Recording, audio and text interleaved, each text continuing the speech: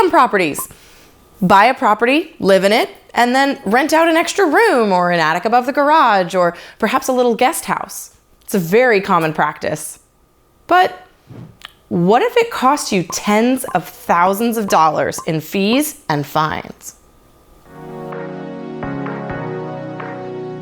An article from Florida Realtors caught my eye recently. It was discussing how some Florida residents recently incurred some massive fines for renting out parts of their property.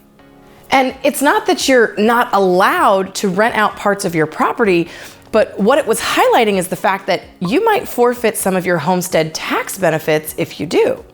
The state of Florida has a very generous homestead exemption policy. According to the article, Florida's homestead tax breaks are some of the most generous in the nation, shielding homeowners from hundreds, thousands, or even far more annually in taxes, depending upon the value of their primary residence. The exemption also carries the benefit of a cap on how much their taxable property value can rise each year, a coveted perk in an era of skyrocketing real estate prices. A brief overview of Homestead. When you purchase a property and you're living in it as your primary residence, you can apply for the homestead tax exemption. It gives you some exemptions on the actual annual cost of your taxes, but more importantly, that cap I discussed is what's really beneficial. If you bought a house in 1990 for $80,000, your taxes are based year over year on that initial purchase amount. So if you've owned a property for a while, there are some major tax savings that you're getting to take advantage of. And potentially forfeiting that because you're renting out a room, it's kind of a slippery slope. One Florida couple was actually assessed over $64,000 in fines and penalties, and it was for renting a garage apartment behind their main house for years. The property appraiser was arguing that the couple essentially forfeited their homestead exemption because they were using it as an investment property.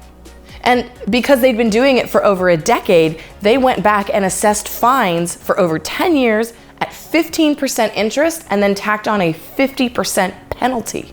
Now, over time, the owners and the appraiser were able to come to somewhat of an agreement and only give up 29% of their homestead based on the size of the rental, which cut their fees down in half, but it was still a sizable chunk.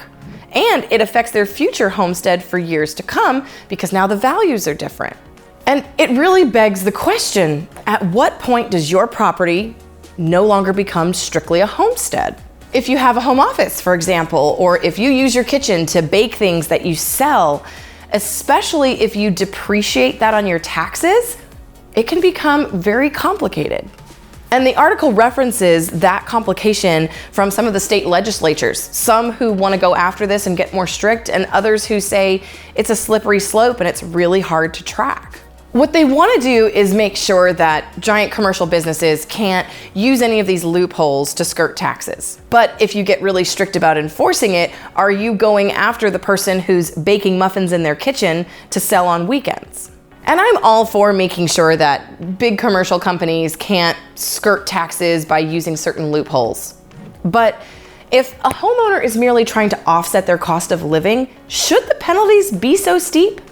I don't have the answer, but what do you think? Should you lose a portion of your homestead tax exemption if you use part of your home for work or as a rental? I would love to hear your thoughts in the comments.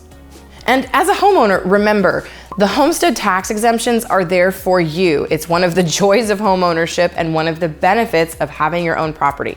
So if you either just bought a home or just haven't had a chance to make it to the appraiser's office, let me tell you, if you don't homestead your property, you are missing out. I'm Lindsey Johnson, your resource for all things real estate. See you next time.